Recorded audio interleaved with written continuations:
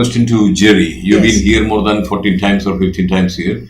You could attend our marriages. What are the main Yes. differences between your marriages and our marriages? Well, obviously, the amount of guests that you have. Mhm. In England, even a large wedding would be maybe 200 or 300 people at most, and all of these people would have a written invitation, Mhm, mhm. either by letter or by email, of course, nowadays. Mhm. And we send these invitations and cater for just that amount of people. In yours, of course, you have sometimes over 1,000 people, and you feed them all. That's a small wedding, actually. That is amazing, and anybody who's passing seems to drop in, and they are fed. The other difference is with yours, we have a meal, a sit-down or a buffet meal, and this is always called a wedding breakfast, no matter what time of day. Isn't that right, Sharon? Yes. And yes. after the wedding breakfast, then we have celebrations such as music, dancing. Yes. Here, it's eat, go, Yes. and that's it. In some cultures, We are generally very busy people.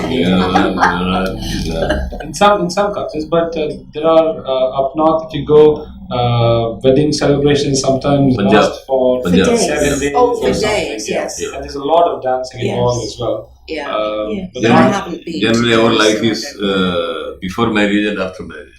You also That means have, marriage divides everything. you also have Marriage your unites, but engagement. Mhm. Your engagement That's is right. another bit. It's like a mini event. wedding. That's Yes.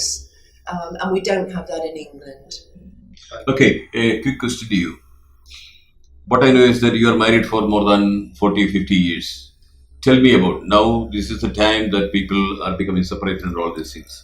How do you value marriage?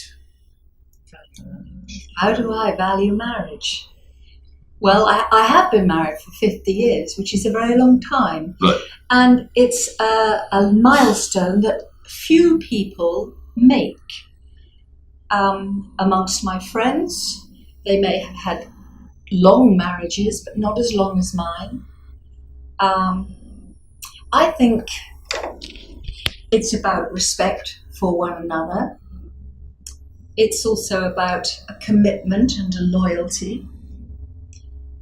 And of course, if you have a family around you that supports you and helps you, then that is a great bonus too. But not all marriage is not always easy. There are always ups and downs, bad times and good times.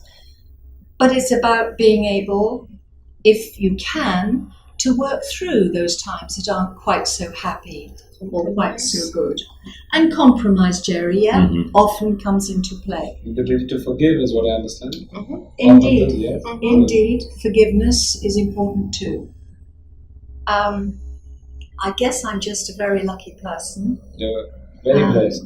I would I say am. so. I am. It's I've had the privilege of meeting Cherry's husband Joe, and on and off we do communicate, You and do. it's an absolute privilege to actually have a conversation with him. He's aware that we are interviewing you two lovely ladies this morning. Might I say, Joe is a very lucky man. Jerry, I was just about to say that myself. Let's not forget that Joe, the best decision he ever made was to Yes. say yes to my proposal of marriage.